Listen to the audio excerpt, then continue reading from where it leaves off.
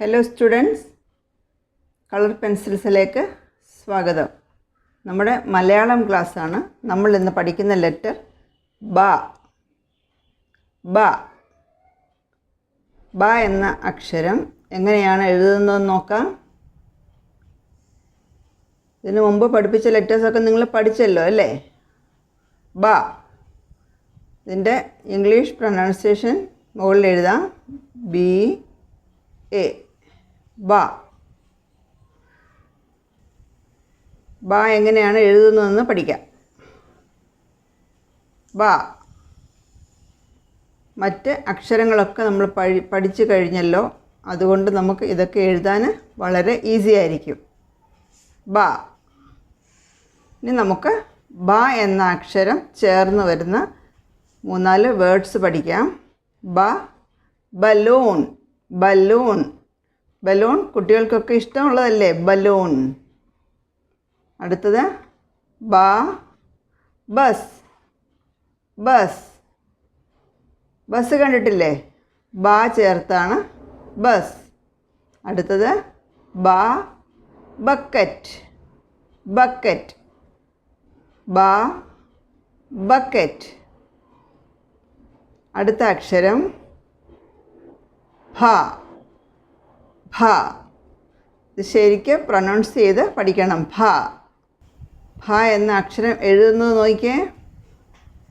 ഇതിൻ്റെ English pronunciation നോക്കുമ്പോൾ നിങ്ങൾക്ക് മനസ്സിലാകും. BHA. ഇത് പലരും തെറ്റിച്ച് പറയാറുണ്ട്. ഭ. ഭ എന്ന് വേണം ഇതിനെ പറയാൻ. എങ്ങനെ എഴുതാമെന്ന് നോക്കാം. ഭ. ഇത് വളരെ ഈസിയാണ് എഴുതാൻ. നിങ്ങളിത് വീണ്ടും വീണ്ടും എഴുതി പഠിക്കണം. നമുക്കിനി ഭ ചേർന്ന് വരുന്ന വേർഡ്സ് നോക്കാം. ഭരണി. ഭരണി.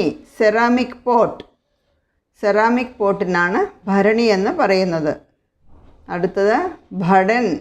ഭടൻ എന്നാൽ സോൾജിയർ. സോൾജിയർ. ഭടൻ.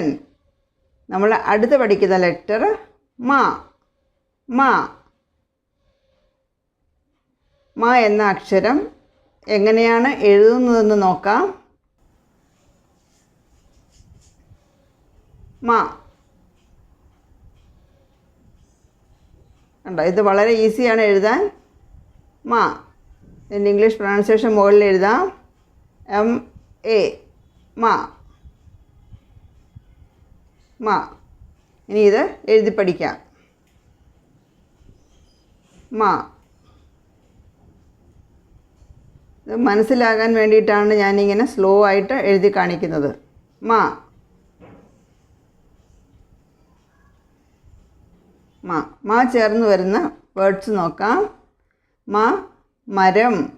മരം. മരം എന്നാൽ ട്രീ. മരം. അടുത്തത് മ. മണി. മണി. ബെൽ. ബെല്ലിനാണ് മണി എന്ന് പറയുന്നത്. മണി.